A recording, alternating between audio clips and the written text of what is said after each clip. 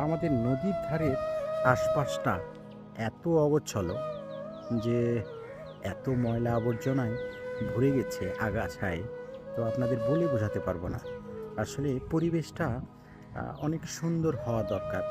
আমাদের নদীর পাশে যদি বসার একটা জায়গা, বিভিন্ন জায়গায় এগুলো সরকারের তরফ থেকে পরিষ্কার পরিচ্ছন্ন করে যে ব্লকগুলো দেওয়া আছে, এই ব্লকগুলো যদি বের করা যায় বা পরিষ্কার করা যায়, তাহলে আমাদের এই আত্রাই নদীর চারপাশটা দেখতে যেমন আরও সুন্দর লাগবে, তেমনি বসার বা বিকালের দিকে বা সন্ধ্যার আগে মানুষজন নদীর ধারে বসে একেবারে বিশুদ্ধ বাতাস, প্রাণবন্ত বাতাস পাবে।